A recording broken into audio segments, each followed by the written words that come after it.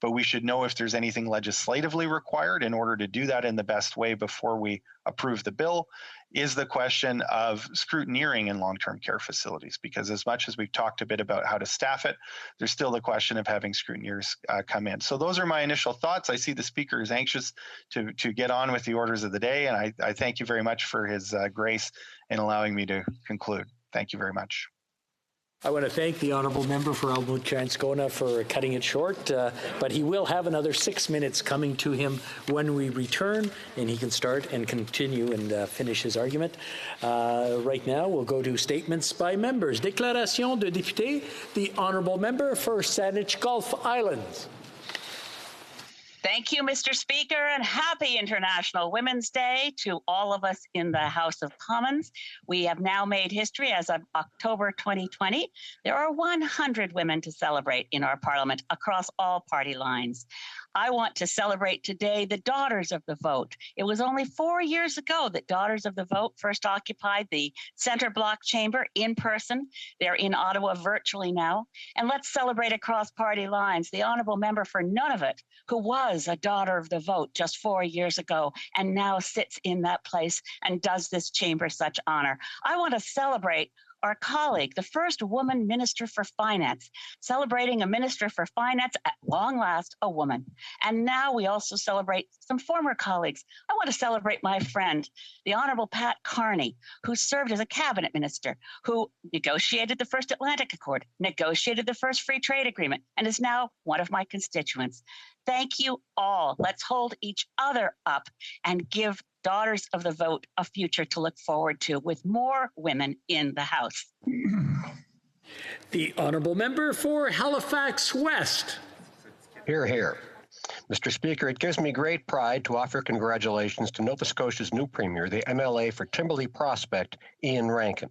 And thanks to former Premier Stephen McNeil, who stewarded the province so well from 2013 to 2021.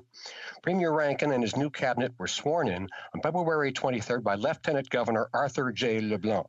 I have every confidence Premier Rankin will guide Nova Scotia well through these challenging times and into a bright future ahead. In an address after swearing his oath of office, Premier Rankin said, "We are writing a new chapter for sure, but it is one that reflects and respects our past."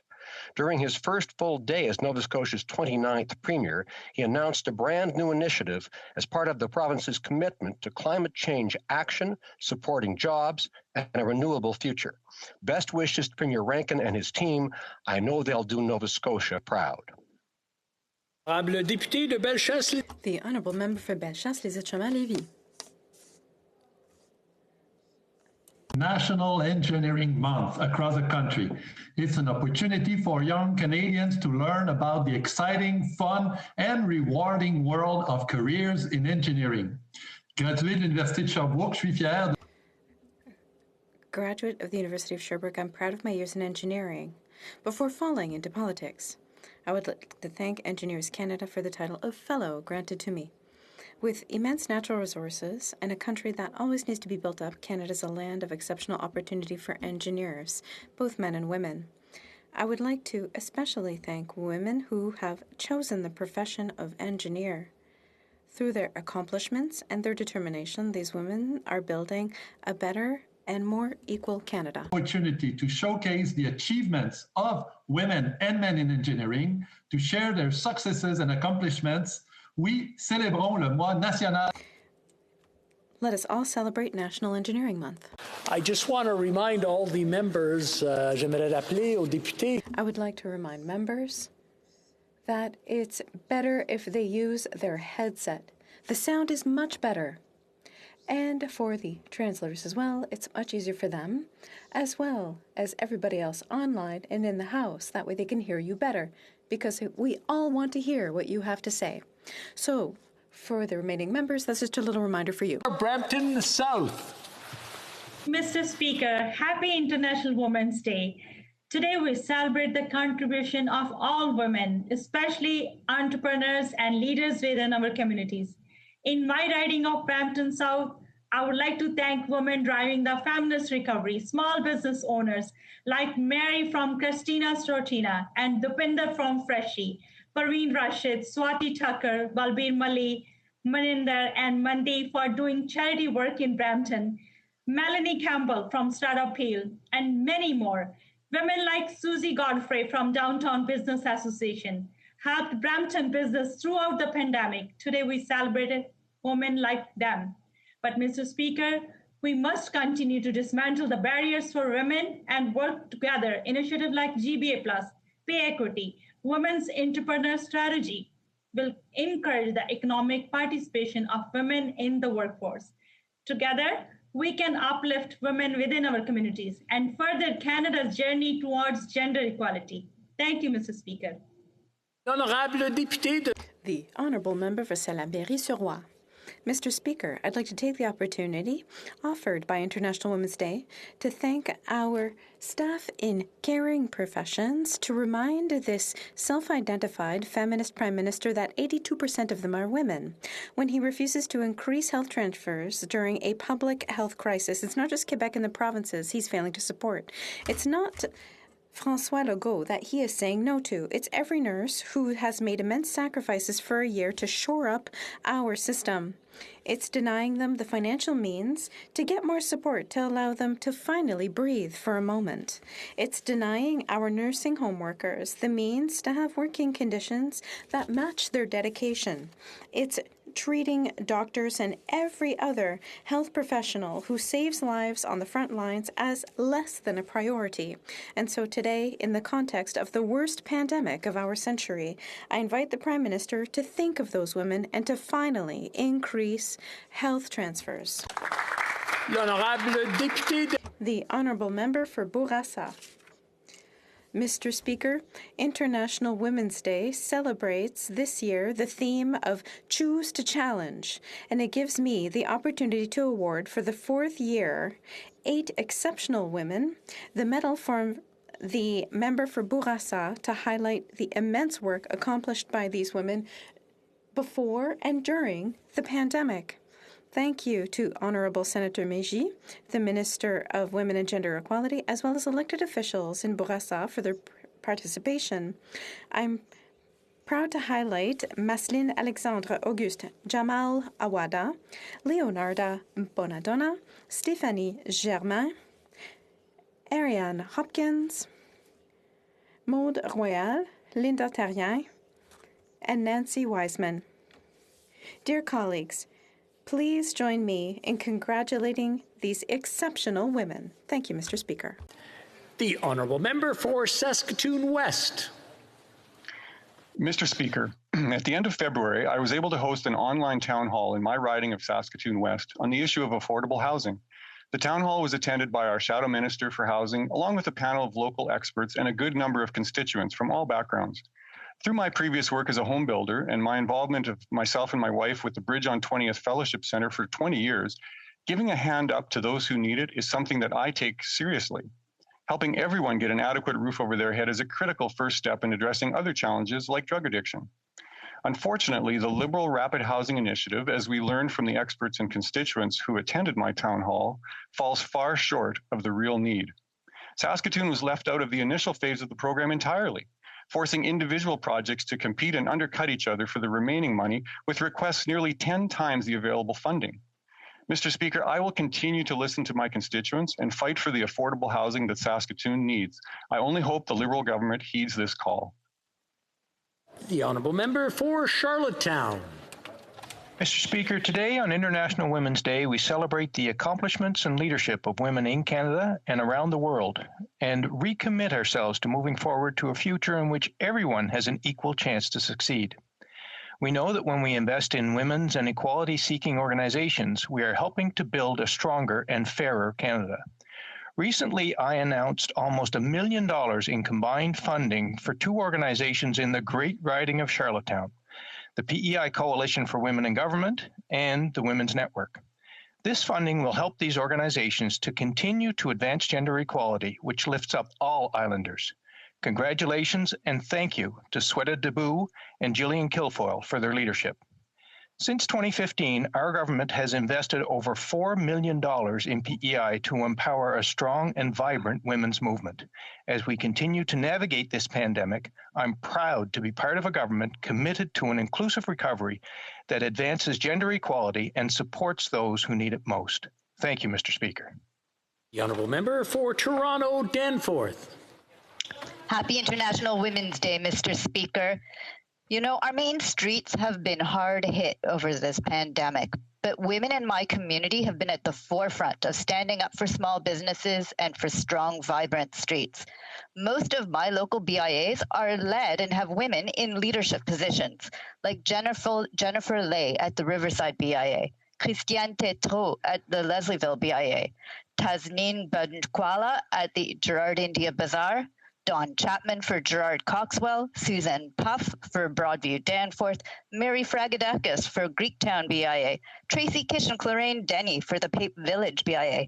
And we just lost a tiger for our small businesses and BIAs, with the East Chinatown Chamber of Commerce having lost Valerie Ma, a real dynamo for our community. Thank you to all of these women and all of the work that they do to support our small businesses every year, and especially in this past year. Thank you, Mr. Speaker. Honourable Member for Provencher. Mr. Speaker, today is International Women's Day, and the theme is Choose to Challenge. Brave survivors of online sexual exploitation are doing exactly that. Survivor Victoria Gailey recently told the Ethics Committee, Pornhub has become my human trafficker, and they've been relentless in doing so. Over 100 survivors of sexual exploitation and hundreds of non-governmental organizations are calling on the federal government to initiate a full criminal investigation into Canadian-based MindGeek, Pornhub's parent company. In recent years, MindGeek has received international attention due to the real exploitation of women and minors featured in some of their published content. Many of these practices are prohibited under existing criminal code provisions, yet charges have never been laid. This lack of enforcement is shameful. Every Canadian, every woman, every girl deserves the full protection of the law. On International Women's Day, we affirm the rights of all women and girls to live free from violence and exploitation. The Honourable Member for West Vancouver, Sunshine Coast, Sea to Sky Country. Mr. Speaker, today marks the somber one-year anniversary since COVID-19 claimed its first life in Canada, a resident of Lynn Valley Care Centre in North Vancouver. Since then, over 14,000 more seniors have perished due to the virus in long-term care centres, representing over two-thirds of the total COVID-19 deaths in Canada, and undoubtedly the biggest calamity of this pandemic. This has hit very close to home, with West Vancouver's Capilano long-term care home tragically experiencing one of the deadliest outbreaks in British Columbia this past winter. With all long-term care patients and workers now vaccinated in BC and enough vaccines on the way for all eligible Canadians to get their first dose by early summer, we can look forward to better days ahead. But in the process, we must not forget the many neighbors and loved ones we have lost along the way, and remember the tireless work of our healthcare professionals and frontline workers who have sheltered us from the worst of this pandemic. Thank you, Mr. Speaker. L'honorable député. The Honourable Member for Richmond-Arthabaska. Mr. Speaker, today, in my riding of Richmond-Arthabaska, like in many other regions in Quebec, we went into orange alert. That means that many local businesses, like restaurants and cultural establishments, can finally reopen their doors. I would like to remind everyone of the importance to support them by buying local. These businesses are the heart of our communities and the soul of our downtowns and municipalities. To ensure their survival, they need, now more than ever, our support. I would like to seize the opportunity to thank every frontline worker, whether it be in health care, food services, public safety, transportation. These men and women have been playing an essential role from the very beginning of the pandemic. I would like to say to them, on my behalf and on behalf of the entire public, thank you so much for your exceptional contribution. The Honourable Member for North Okanagan, Shuswap. Mr. Speaker, recently the Honourable Member from Niagara and I co-hosted a virtual town hall with my constituents of the North Okanagan Shuswap. We heard that Marcia operates a bed and breakfast, and she's been left behind by the government's faulty programs. Cheryl works with a small nonprofit that has also been left out of the relief programs. Tyler started producing hand sanitizer when Canada had none last year. But Tyler and his employees were left out when this government spent $252 million on Chinese sanitizer. And Tyler and other producers will be hit by another excise tax hike in April. Monica works at a marina that is going to suffer because this government is jacking up costs and licensing for boaters. These are more than just stories. These are people left behind by this government. These people and all Canadians deserve better. They deserve a Conservative government that will work with them to secure our future. The Honourable Member for Edmonton Strathcona. Today is International Women's Day, a day to celebrate women and girls, but today is also a day to fight. COVID-19 has had very serious consequences for women around the world.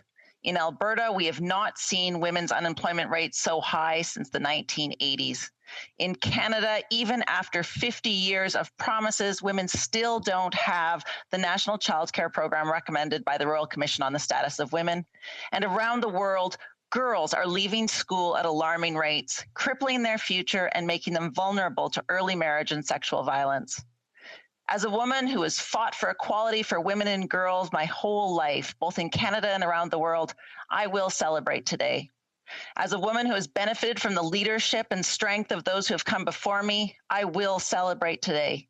And as a woman who has seen the power and the potential in my daughter and in all young women, I will celebrate today. But Mr. Speaker, I will also fight. Le député de Thérèse de Blainville. The member for Thérèse de Blainville. Mr. Speaker, during International Women's Day, I wish to highlight the colossal effort and sacrifices made by women workers during the pandemic. I say women workers because women are the majority in most professions that are on the front lines today. Caregiving staff is 82% women. And they've been shoring up our network and saving lives. Our teachers, 78% of them are women. They've been reinventing education every single day, but also they've been supporting our children during this difficult time. And the vast majority of people looking after our little ones in daycare are women. During the fight against the pandemic, essentially, women are the ones on the front lines. They are the ones who have been risking themselves from the beginning to allow all of our children, our parents and our grandparents to have support. On behalf of the Bloc Québécois, thank you from the bottom of our hearts. Port Moody Coquitlam. Thank you, Mr. Speaker. Today we celebrate the contributions of women across Canada. With the advocacy of the famous five, Canadian women won their rightful status as persons in 1929 and voted for the first time in 1916. We've made some progress, but when it comes to violence against women, under this Liberal government, we're far behind. There's still no government action on the report on missing and murdered Indigenous women and girls. The Prime Minister failed to acknowledge the systematic rape of Uyghur women as genocide in Xinjiang by refusing to show up and vote on the motion. Women have been sexually assaulted at government quarantine sites, yet the minister continues to assert these sites will keep Canadians safe and fails to shut them down. In 2018, Ombudsperson Welborn informed the Minister of Defence of a sexual misconduct complaint against General Vance, but the minister failed to act, and the PM continues to cover up for the minister.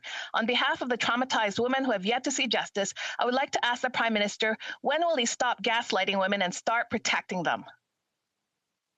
L'honorable député de Brassard. The Honourable Member for Brassard-Saint-Lambert. Mr. Speaker, during this International Women's Day, I hesitated on the nature of the tribute I wanted to pay to my fellow sisters. There are so many women in my life to whom I owe so much. But after the year that we've all just experienced, I think it's important to highlight women.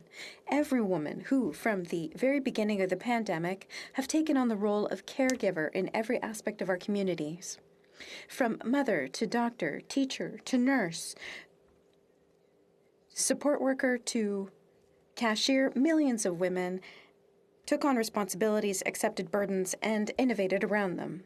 On this day that is dedicated to women, let it be the beginning of a deep reflection on how we can change the recognition, financial, and societal of these women for whom caregiving is a life's mission.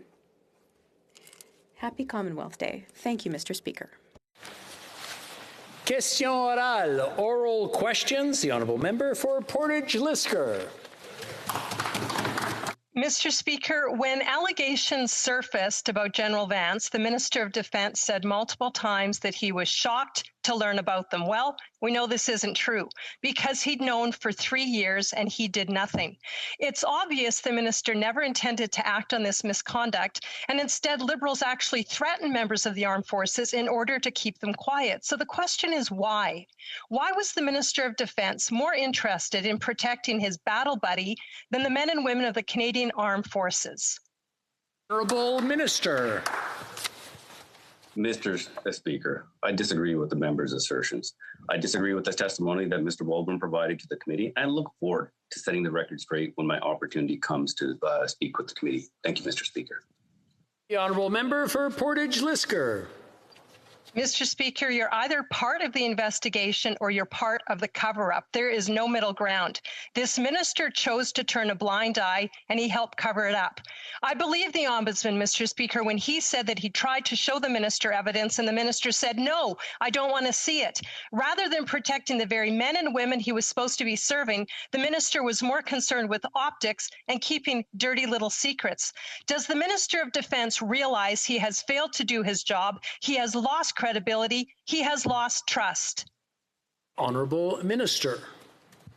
Mr. Speaker, as I've said, any allegations that were ever brought forward were immediately put forward to the proper authorities.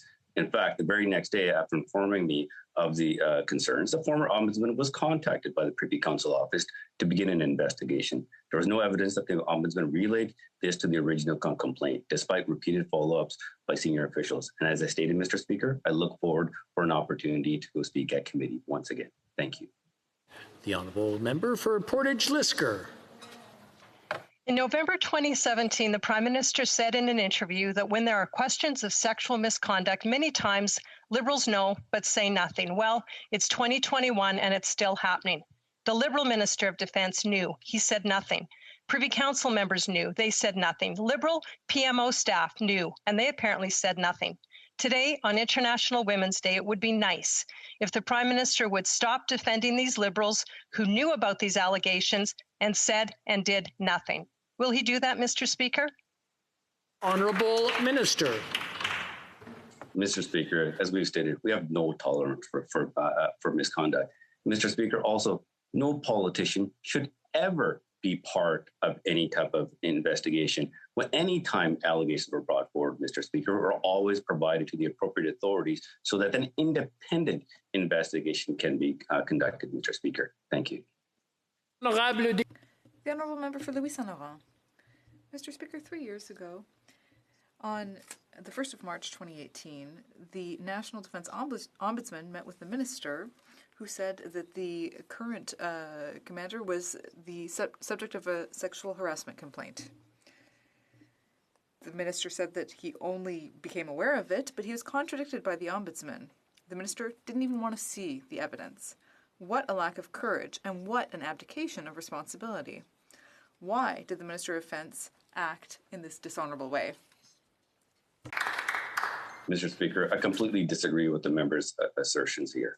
Any time any allegations were ever brought to my attention, was always brought forward.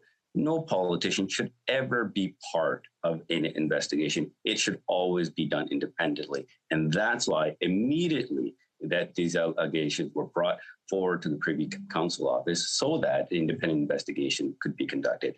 I disagree with the testimony provided by the former ombudsman, and I look forward to showing up at committee to set the record straight. Thank you, Mr. Speaker. The Honourable Member for Louis Saint Laurent. Mr. Speaker, what's incontestable is that for 3 years, the Minister and the Prime Minister were silent. For 3 years, they did absolutely nothing to solve the situation. Now today, the Prime Minister, what does he do? He defends his minister and accuses the Ombudsman. What a shameful attitude. How is it that a self-proclaimed feminist can deal with this sexual harassment case with so little courage? Minister. Mr. Speaker, we're not going to take any lessons from the opposition when it comes to our action supporting gender rights. We were the first government where the Prime Minister appointed a 50% cabinet. In the Ministry of Defense, we actually brought forward the Declaration of Victims' Rights, Mr. Speaker. We have taken action when it comes to gender rights and will continue to do so and not take any lessons from the previous government. Thank you. The Honourable Member for Saint-Jean. Mr. Speaker, once again last week, Quebec and all the provinces asked the government to increase the health transfers. The Prime Minister replied that he would think about it, but only after the pandemic. How many times do we have to say it? We are in a public health crisis, so we need to invest in health. And we need to do it during the crisis, not after. There's a fire that needs to be put out. Everyone has understood that except the Liberals. When will they listen to reason and finally increase the transfers? The Honourable Minister. Merci, Monsieur. Thank you, Mr. Speaker. At every step, we were there for the provinces and territories. Historic investments in provinces and territories, pre-pandemic and of course during the pandemic. $19 billion in Safe Restart money, Mr. Speaker. $2 billion for safe schools, Mr. Speaker. Purchasing all the personal protective equipment, funding the purchase of vaccine acquisition, funding research, being there for long-term care outbreaks. We'll continue to be there for provinces and territories, Mr. Speaker, as we get through this pandemic together. The Honourable Member for Saint-Jean. Mr. Speaker, this government claims to be feminist. Well, 82% of nursing staff are women, and the government is abandoning these women by refusing to increase health transfers.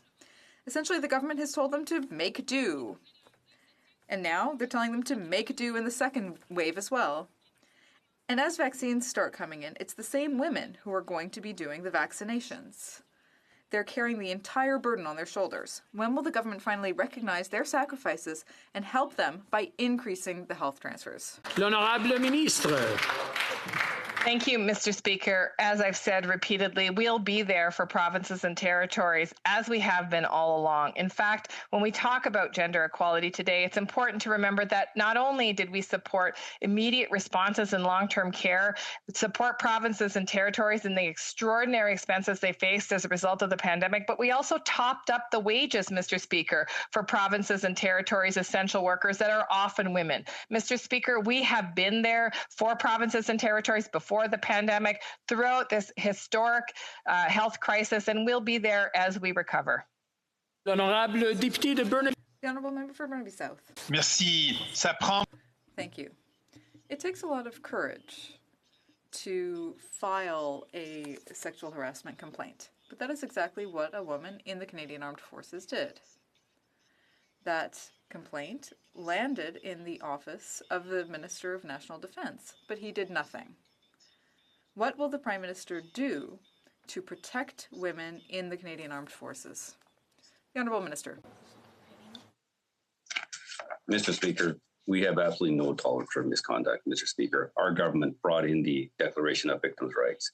Currently, we have Military Justice Fish reviewing the military justice system. We actually have an independent panel currently on the systemic racism, dealing with how to deal with systemic racism and gender bias, Mr. Speaker. We will continue this work. This is the work that we started as a government. We need to continue this so that we can prevent situations like this from happening at all. Thank you.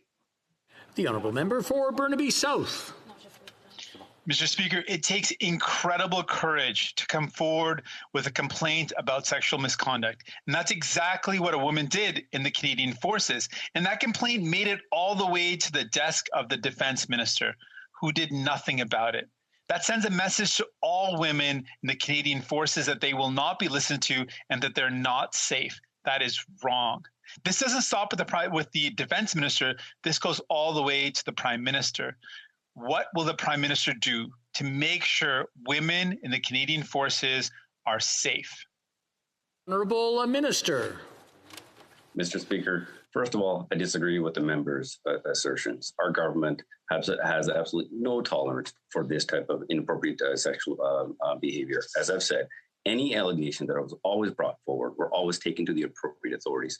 No politician, elected official should ever be involved in any type of investigation. This should be done independently so that there is confidence in the process. And Mr. Speaker, we will always support those who come forward. Thank you. The Honourable Member for Aurora, Oak Ridges, Richmond Hill. Monsieur le Président. Mr. Speaker, on International Women's Day, we celebrate strong women who had the courage to break down walls and inspire future generations. The women in our Canadian Armed Forces deserve to serve alongside their male counterparts and to do so proudly. But when the Minister of Defence was made aware of serious allegations of sexual misconduct at the highest level, he did nothing. How will he repair the damage done? The Honourable Minister. Mr. Speaker, first of all, I disagree with the member's assertions. There's a lot more work that needs to be done. But the assertion that the member made is absolutely wrong. Anytime information that was brought forward is always taken to the appropriate authorities. But I do agree with the member. A lot more work that needs to be done to root this out. This is going to take a significant effort, an effort that should have started a long time ago, way before our government was elected, Mr. Speaker. But we're going to continue that work because we believe in it. We have to get this done, and we will. Thank you. The Honourable Member for Aurora, Oak Ridges, Richmond Hill. Mr. Speaker, for 3 years, the Minister of Defence turned a blind eye to serious allegations against the former Director of the Canadian Armed Forces. Now, another high-up stands accused, while a whistleblower has received threats. No action was taken, and the abusive behaviour was allowed to continue. What will the Minister do now to ensure that the Canadian Armed Forces are completely free from harassment? The Honourable Minister. Mr. Speaker, I completely agree with the member where we need to take action so we can have an inclusive environment, Mr. Speaker. We have done considerable work, but we have a lot more work to do. We actually got past the Declaration of Victims' Rights Bill, which, by the way, Mr. Speaker, it died on the order paper with the previous government. We have currently a review of the military justice system, how we can move forward. SMRC is also moving forward. We're currently looking at what type of independence needs to be provided. We have an independent panel on systemic racism and gender bias. Looking forward to those recommendations so that we can continue the progress that we have already started, because our women deserve to have an inclusive place in the Canadian Armed Forces. Thank you. The Honourable Member for Aurora, Oak Ridges, Richmond Hill. Mr. Speaker, when faced with serious allegations of sexual misconduct within the top ranks of the Canadian Forces, the Prime Minister and this Defence Minister failed to act. And now a whistleblower has been threatened to secure his silence. Senior officers who may themselves be complicit remain in key positions within the chain of command. Victims and whistleblowers must be able to come forward without fear of reprisal. How will the Defence Minister protect victims and ensure that those who may stand accused won't interfere to protect themselves? The Honourable Minister. Mr. Speaker, we want our survivors to come forward. We want them to be able to put forward the allegations. They will be heard. They will be protected. At no time did any staff member in my office ever speak with any of the callers. And any insinuation that any political staff ever reached out to the caller is absolutely false. Thank you, Mr. Speaker. Honourable Member for Lakeland. Mr. Speaker, people who have security clearances are thoroughly investigated for issues that might compromise them, like affairs, potential criminal behavior, and other actions that could open them up to external influence or blackmail. In 2018, the Ombudsman offered the Defence Minister evidence of sexual misconduct by his Chief of Defence Staff, but he refused it. Last week, he claimed he didn't know it existed, but clearly he did. His own staff flagged it. So did the minister tell the relevant security services that he knew of potentially compromising evidence against his own Chief of Defence Staff? The Honourable Minister. Mr. Speaker, first of all, I disagree with the assertions that the member has made. I disagree with the testimony that the former Ombudsman has made. Any allegations were immediately taken forward, Mr. Speaker, to the appropriate authorities. In this case here, because it's a Governor-Council appointment that we're talking about, to Privy Council, an immediate action was taken. In the former Ombudsman's own testimony, the Privy Council office contacted him the very next day, Mr. Speaker. That's what action is about. We will always take this very seriously because we need to create an inclusive environment. That is exactly what our government and I have been working towards in the Canadian Armed Forces from day one. Thank you. The honourable member for Lakeland. But the minister himself is the top authority. And in security clearance vetting, people are asked about their families, about their previous jobs and previous addresses. They're asked about parallel relationships as code for extramarital affairs. Changing circumstances reports are issued for security purposes about divorces and financial transactions. The minister knows all this, and security services need detailed information on everyone who has a clearance. So again, when the minister was made aware of evidence of sexual misconduct by his chief of defense staff, did he tell the security services? Honourable Minister. Mr. Speaker, as a former police officer and a former member of the Canadian Armed Forces, absolutely. First of all, know exactly where to go. That's exactly where we went, to the Privy Council, who's in charge of Governor and Council appointments, to actually take a look at any type of allegations, Mr. Speaker. And I couldn't agree more. But you also have to realize, Mr. Speaker, that the former chief of defense staff was actually appointed by the previous government. So those are the things that we need to get to the bottom of. We will be looking at a review to take a look at what actually happened there. Thank you, Mr. Speaker. Member for Lakeland. What's clear, Mr. Speaker, it's that these Liberals are all just talk. They're all just total hypocrites when it comes to listening and believing women. He had all the power and all the facts. He had the tools, and it was his duty to investigate. The Ombudsman says after talking with him, the minister canceled 7 meetings. His work was, quote, gutted, hostile, toxic. He says there was a, quote, hit job, a cover-up to get rid of him, and months later he resigned in frustration. So why did these Liberals actually use all their tools to silence victims and force out a whistleblower to protect their buddies? Before going to the minister, I just want to remind the honourable members that calling other members' names is not allowed. It's not parliamentary language. Just a reminder, and I'm sure that it'll sink in. The honourable minister. Mr. Speaker, as I stated earlier, I disagree with the former ombudsman testimony, and I look forward to it. In fact, I welcome my opportunity to come speak at the next committee meeting, Mr. Speaker. And when it comes to the horrible situation that some of our women have been forced into, as I stated, we want our survivors to come forward. They will be protected, but we have a lot more work to do, Mr. Speaker, and we will continue to do this to make sure that we create an inclusive environment for everyone to be able to serve in the Canadian Armed Forces. Thank you. The Honourable Member for Avignon-Lamitis-Matane-Matapédia. Mr. Speaker, 2 weeks ago, the Prime Minister said that he was ironing out the details related to the mandatory quarantines in hotels. Well, that's an understatement. The situation is chaotic and even dangerous. The government was unable to ensure the safety of the people it's responsible for. It's such a problem that we've heard citizens saying they would rather pay the fine and suffer the consequences than go to the hotel under these conditions. Can the Prime Minister tell us how many people preferred to pay the fine than to take the hotel quarantine? The Honourable Minister. Mr. Speaker, Canada has some of the strongest protective measures at the border to prevent the importation of COVID-19. We continue to work to add layers of protection to ensure that we understand who is carrying the virus and how infections are entering the country. And indeed, as we see the rise of variants of concern, how the virus is shifting and shaping. We'll continue to ensure that travelers are safe when they enter Canada and that Canadians are safe as well. The Honourable Member for Laurentides-Labelle. Mr. Speaker, there's still more mismanagement in the hotel quarantine saga.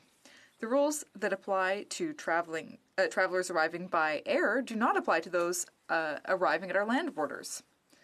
So what's happening? People fly to Burlington, get on a bus, cross the border, and circumvent the mandatory quarantine at the hotel. Mr. Speaker, the goal of these measures is supposed to be to limit non-essential travel, regardless of the method of transportation used. So why don't the same rules apply to all non-essential travelers? That would make sense, wouldn't it? The Honourable Minister. Monsieur le Président, comme... Mr. Speaker, as my colleague from the Bloc Québécois knows well, we have some of the strictest measures in the world. There are, of course, the air traveler conditions, and there are also additional rules considering land travel. Now, would the Bloc Québécois prefer that there be no measure and that we stop controlling both air and land borders? Is that what I am to understand? The Honourable Member for Manicouagan. Well, I don't understand, Mr. Speaker, because soon we'll learn that tourists are escaping, or rather circumventing the quarantine by passing by Roxham Road. The whole saga of quarantines is just pathetic. What we're asking the government to do was regulate the return of travelers at Christmas to prevent the entry of COVID variants. That was Christmas that we asked for that, but it's taken until February for them to act. And now the variants are already in our schools. 2 weeks later, everyone had figured out how to get around the rules by crossing the land border rather than by air. How is it possible to drop the ball at every single step, Mr. Speaker? The Honourable Minister. Monsieur le Président. Mr. Speaker, it seems to me that the Bloc is very happy about the fact that they had to ask so many questions at Christmas. They probably asked questions before then and after. That's their job. But during that time, we were taking action. We were implementing some of the strictest measures in the world at the border. Whether we're talking about air transportation or land transportation, because our goal was to protect all Canadians. It seems to me that perhaps the Bloc would prefer not to have such strict measures, but we want to have them. In St. Paul. Mr. Speaker, the public has just learned that in February, a senior naval officer in the Canadian Armed Forces alerted the Liberal Defence Minister's office to an allegation of sexual misconduct against the Chief of the Defence Staff, Art MacDonald. In response, it is alleged he was told to report his concern elsewhere. Since then, the senior naval officer has received anonymous phone calls threatening his military career. Is the government investigating this shocking report of intimidation, and why is it that the defense minister is failing to protect whistleblowers and victims of sexual harassment in the Canadian Armed Forces? Is that not his duty, Mr. Speaker? Honourable Minister. Mr. Speaker, any allegations that were brought forward were immediately reported to the appropriate authorities. In this case, a complaint of misconduct was received by the switchboard, immediately relayed to an official in the Department of National Defense. And at no time did any staff of my office speak with the caller, and any insinuation that any political staff ever reached out to this caller is false. We want people to come forward, Mr. Speaker, that were sent to the appropriate authorities so that any allegations can be investigated. Thank you. The Honourable Member for Elgin, Middlesex, London. Mr. Speaker, in the last Parliament, the Status of Women Committee studied the treatment of women in the Canadian Armed Forces.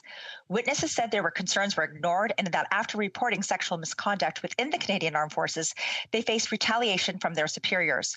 Women were passed over for promotions, and some even saw the reports being handled by those who were accused of misconduct in the first place. This government knew about issues occurring.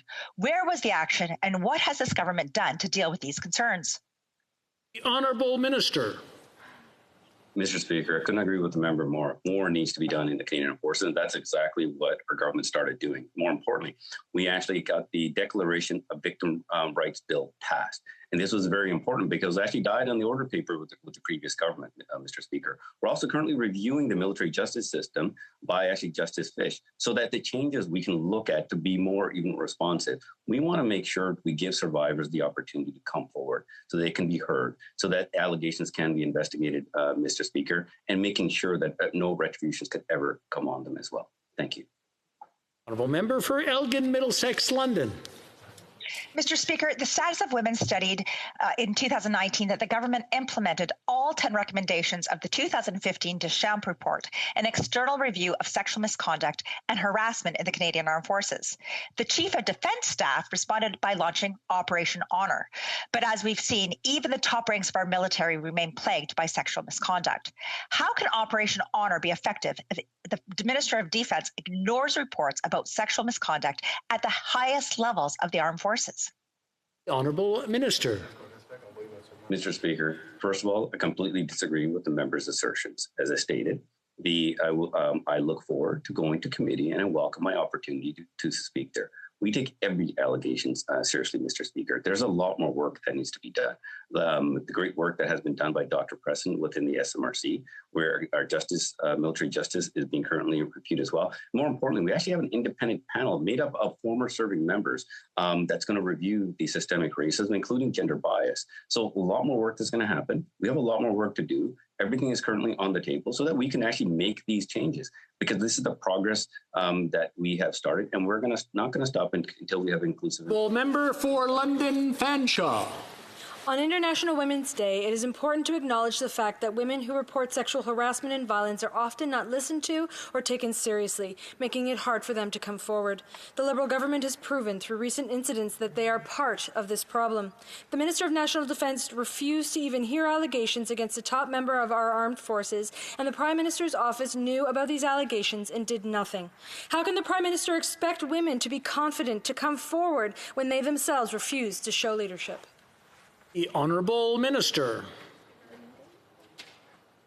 Mr. Speaker, as I stated, I look forward to going to committee to set the record straight when it comes to the former ombudsman's testimony.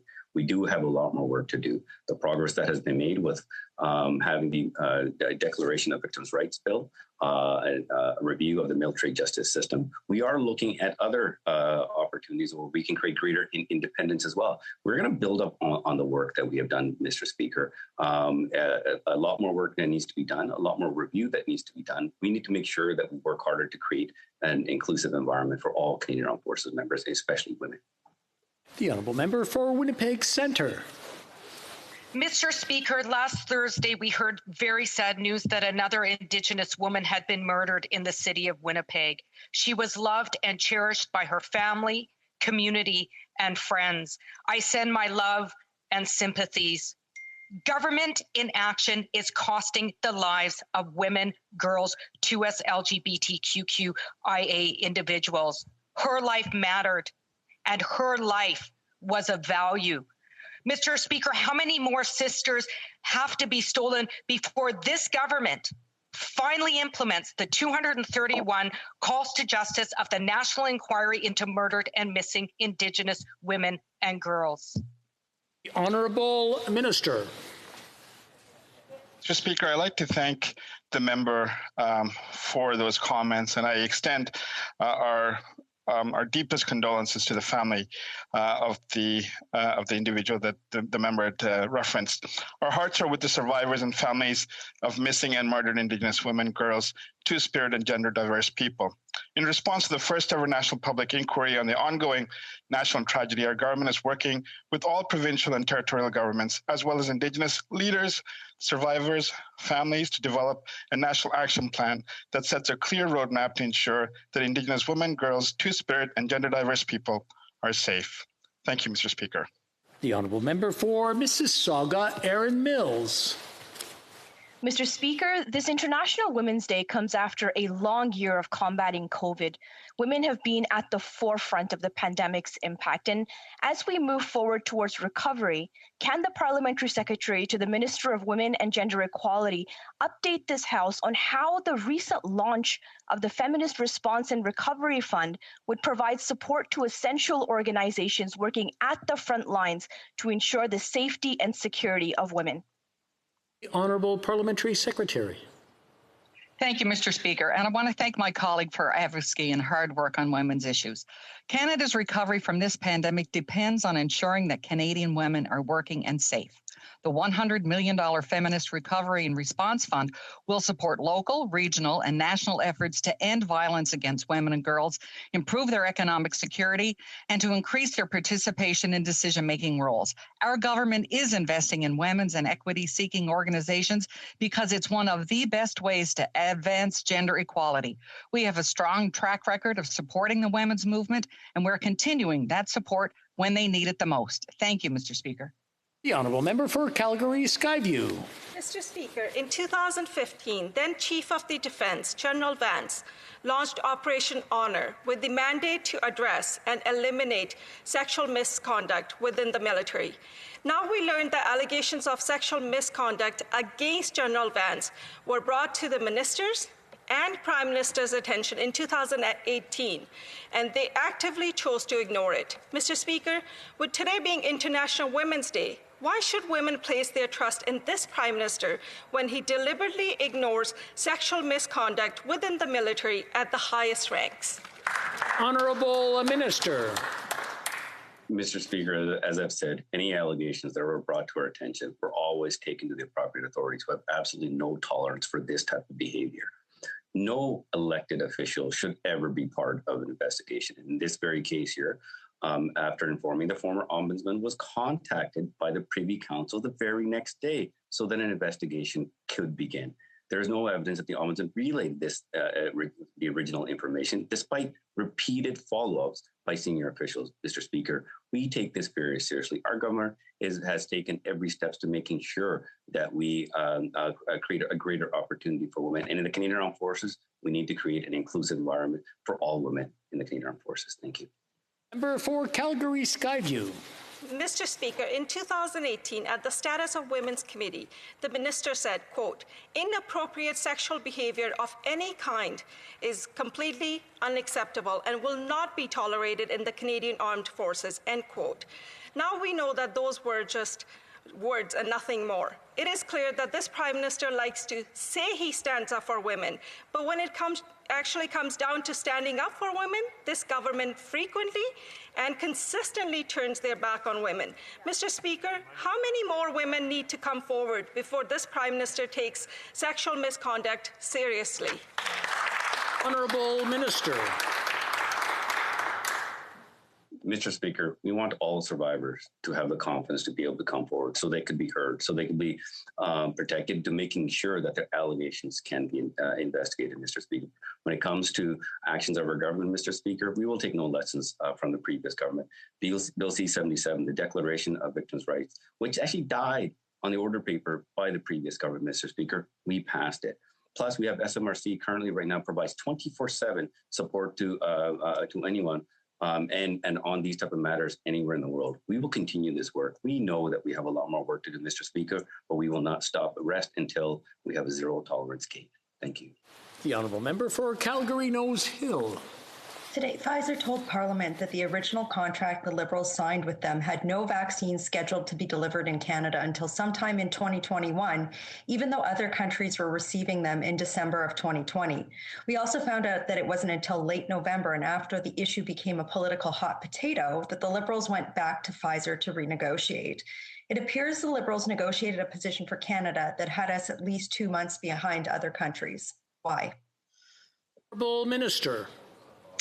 Mr. Speaker, is the opposition upset that our government was able to accelerate vaccine deliveries? We received doses sooner and were among the first countries to begin vaccinations in December. Next, will we hear that they are upset that we are receiving an additional 1.5 million doses in March, earlier than planned, to bring us to 8 million doses for this quarter? We'll keep bringing vaccines into this country for Canadians. Thank you, Mr. Speaker. The honourable member for Calgary Nose Hill. Well, Mr. Speaker, today Pfizer told Parliament that unlike other developed economies, the Liberals did not negotiate for December deliveries of vaccines in the original contracts. In fact, they didn't even bother to ask Pfizer for December deliveries until late November. This cost Canadian lives, jobs, and left our country more vulnerable to the spread of variants. Can the minister confirm what Pfizer said today, that the Liberals used tax dollars to pay a premium to get a photo op on a tarmac, only to be followed by months without the Pfizer vaccine? The honourable minister. Mr. Speaker, I wish the honourable member a very happy International Women's Day, and I would also like to correct the record.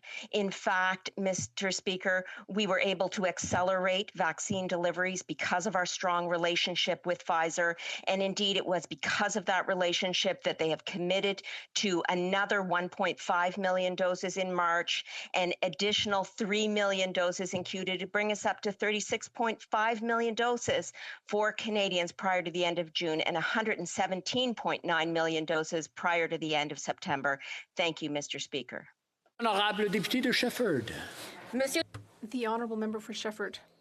Mr. Speaker, seniors are the most affected by the pandemic, but they are the ones who are least supported by the federal government, and it's even worse for women, who are the most likely to live in poverty after 65. That is why the Bloc Québécois is demanding a $110 per month increase in the old age pension for those 65 and older. Would they thought for our mothers and grandmothers? Does this government recognize that this pandemic is difficult for seniors, especially women? Will it increase the pension? The Honourable Minister. My honourable colleague for the question. What the block motion today fails to recognise is the full range of challenges that seniors face, and that we have been supporting seniors with direct financial support and enhanced programs. Our government recognises the pressures on older seniors, and as seniors age, their financial security often decreases and their needs increase. That's why our government recognises this need and will help address it by increasing old age security by 10% for seniors aged 75 and up. We've taken significant actions to support seniors, especially during the COVID-19, and we'll always stand with seniors. Le député de Shefford. The honourable member for Shefford. Mr. Speaker, we don't need to increase the pension only from 75 up. We need to do it from 65 and up. Now, from out of all Canadians, seniors had the longest and strictest lockdown. They are the most affected by price increases and the virus, of course. And they are the ones most affected by isolation, which affects their mental health, but which also speeds the cognitive decline of the most fragile seniors. During the election campaign, the government promised to increase the old age pension. Its promise to seniors was already not enough, but now it's been reduced to nothing. When will this government finally increase the pension as of 65? Sure. Mr. Speaker, many Canadians have faced significant challenges due to COVID-19, and to support seniors, our government issued special one-time payments for those who receive OAS, GIS, and the GST credit. Altogether, we provided over $1,500 for a low-income senior couple, all tax-free. We'll continue to support seniors and all Canadians during this pandemic. We remain committed to increasing old age security by 10% for seniors aged 75 and up. The honourable member for Renfrew, Nipissing, Pembroke. Mr. Speaker, in March of 2018, the military ombudsman met with the defence minister to confidentially advise him of an allegation made against the head of the Canadian military. The minister refused to look at the evidence and the meeting ended. The next day, the Prime Minister's department asked the ombudsman to divulge the details of the case. He refused to break his word and tendered his resignation. 3 years later, the matter became public, yet the minister feigned surprise. Who was the minister trying to protect, himself or the Prime Minister? Honourable Minister. Mr. Speaker, no elected official should ever be part of an investigation. And that is why I immediately informed PCO, who's in charge of Governor and Council appointments, to take up this matter. And they immediately contacted the Ombudsman, whose job it is to investigate allegations, Mr. Speaker. And I look forward to going to committee to testify there once again. Thank you. Member for Kamloops, Thompson, Caribou. Mr. Speaker, the Minister of Defence has been complicit in covering up allegations of sexual harassment against the former Chief of the Defence Staff. It is appalling that on International Women's Day 2021, our women in uniform are afraid to speak out against sexual misconduct and inappropriate behavior, all under the watch of our feminist Prime Minister.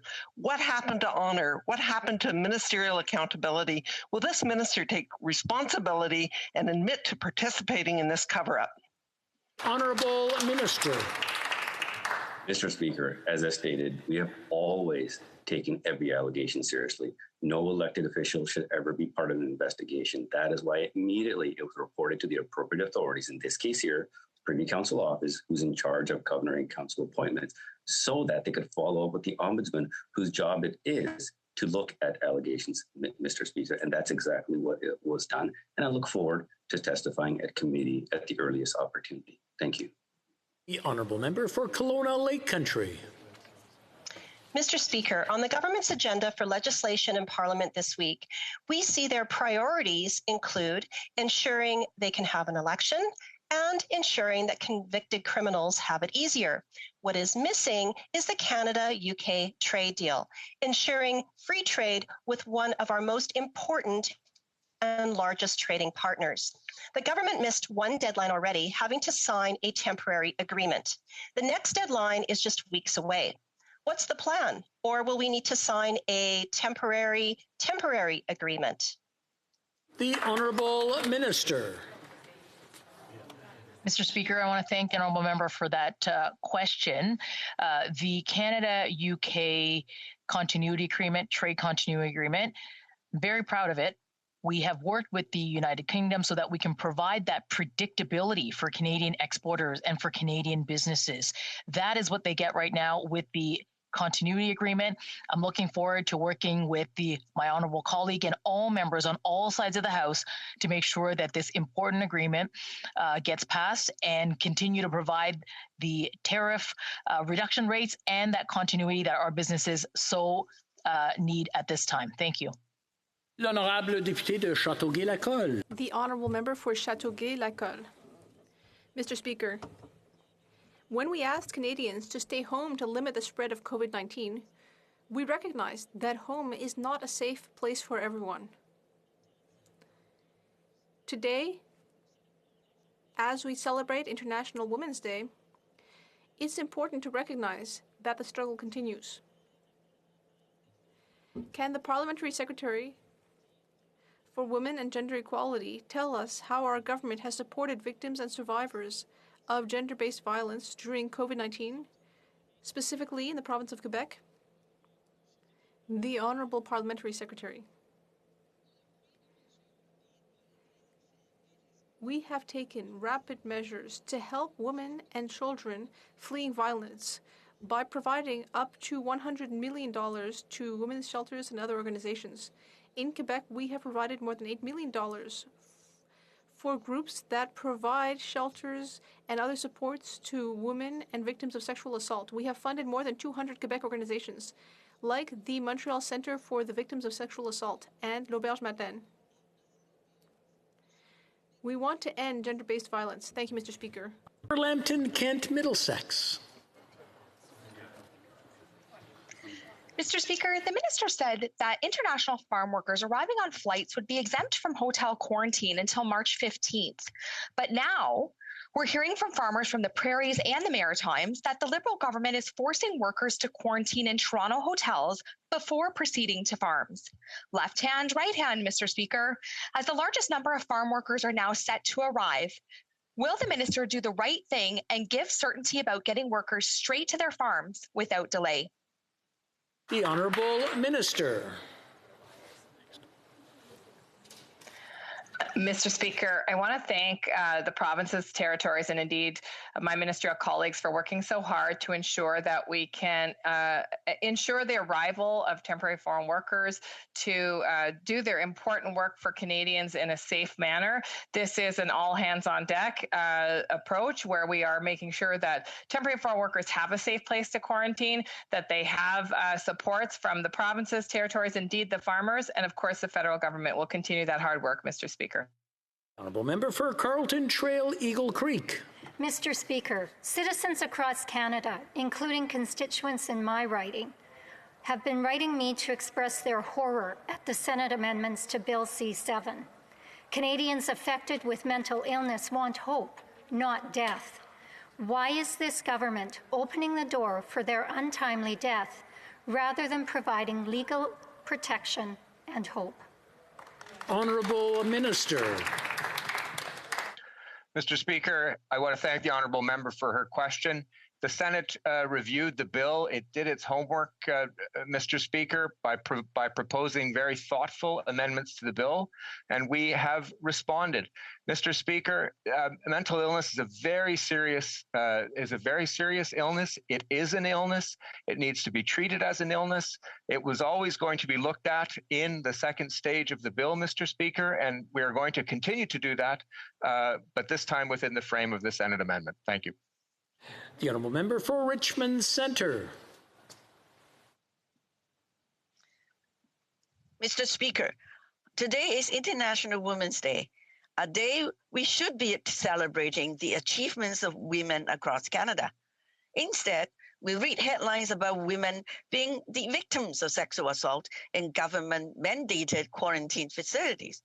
When will this government reverse its practice of turning a blind eye on sexual assault? And when will they take steps to protect our vulnerable women in government-sanctioned quarantine facilities? Honourable Minister. Mr. Speaker, every woman deserves to live a life free of violence and harassment. Our government takes these allegations very seriously. They are being fully investigated, Mr. Speaker, and we have put into place processes to ensure this doesn't happen again. The honourable member for Cumberland Colchester.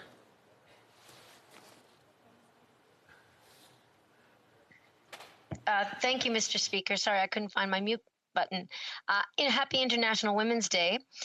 From the beginning of COVID-19, our government has been doing everything we can to keep Canadians healthy, safe, and supported. However, many workers continue to face challenges in these uncertain times, particularly when they're laid off in the middle of a pandemic. Last week, I met with employees of Stanfield's garment factory here in Truro after they suddenly received layoff notices, and many of them are women who've worked there for decades. As their MP, I am very concerned. So could the Parliamentary Secretary for Employment, Workforce Development and Disability Inclusion please provide an update on our government's extension of EI benefits that will help hardworking Canadians like my constituents? The Honourable Parliamentary Secretary. Mr. Speaker, our government is committed to keeping Canadians safe and supported during the pandemic, and that's why we introduced Bill C-24, which extends the number of weeks available under EI regular benefits. With some workers beginning to exhaust their benefits in late March, this bill will ensure Canadians have the support that they need. We will be debating C-24 this afternoon, a straightforward bill all members have had since February 25th. I hope all parties recognize the allotted time for debate is sufficient and send this bill to committee for further study this week so we can get Canadians the support they need. Thank you, Mr. Speaker. The honourable member for Edmonton Strathcona. Humanity is facing one of the biggest ethical issues of our time, ensuring equitable distribution of vaccines everywhere in the world. If we don't get this right, 30% more people will die, Canadians will be exposed to more dangerous variants, and our global economic recovery will be delayed by years. And now, when the world needs Canada to step up and support waiving intellectual property rights so that poor countries can access vaccines, the Liberals have sided with Big Pharma once again. Will this government vote to waive IP rules this week? The Honourable Minister.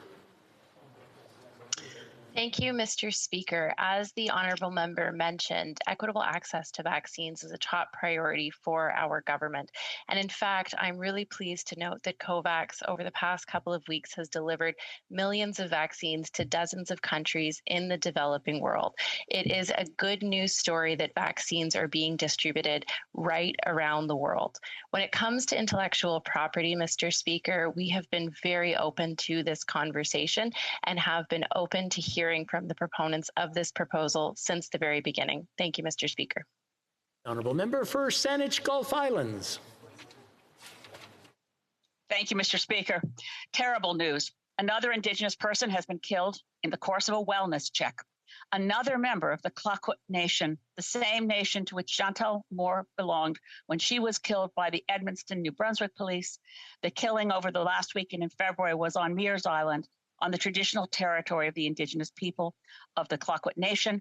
That nation issued a statement pointing out so tragically that there have been more members killed in wellness checks by police and RCMP than have died from COVID. When will the minister take responsibility? When will this government call an inquiry and end the threat that wellness checks propose to Canadians, Indigenous and non? Honourable Minister. Thank you very much, Mr. Speaker, and I share the members' sadness and concern about this tragedy. And our thoughts are with the community. But, Mr. Speaker, in situations such as this, it is absolutely essential that there be a timely, transparent, and independent investigation in order to provide answers to the many difficult questions that the people of that community quite rightfully have. We welcome and support the appointment of an Indigenous civilian monitor for the first time to help oversee that investigation, and he will have full access to the investigation. We'll continue to monitor this situation, and we're working with the RCMP and police right across the country to find a better response to these tragic situations and to help keep people safe. And that's all the time we have. C'est tout le temps que nous avons pour la période de questions aujourd'hui. It being 307, pursuant to order made on Monday, January 25th, 2021, the House will now proceed to the taking of deferred recorded division on the motion of Ms. Larouche relating to business of supply. Convoquez les députés. Call in the members.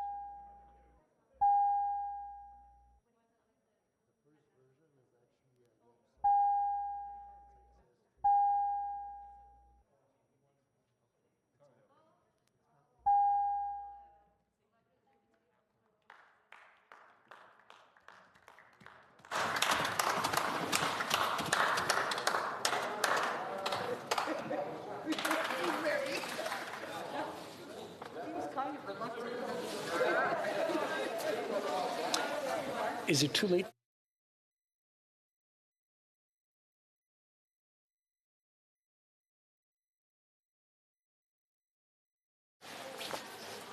Order. À l'ordre.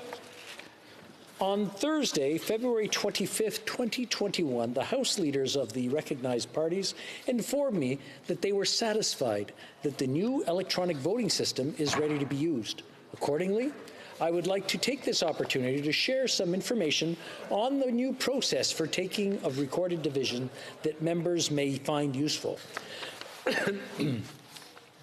Voting is one of the most fundamental rights of a member of Parliament. The ability of members to participate fully in this process is of the utmost importance. This first hybrid vote using the electronic voting system marks another adaptation of our normal practices and procedures in response to the COVID-19 pandemic. Comme le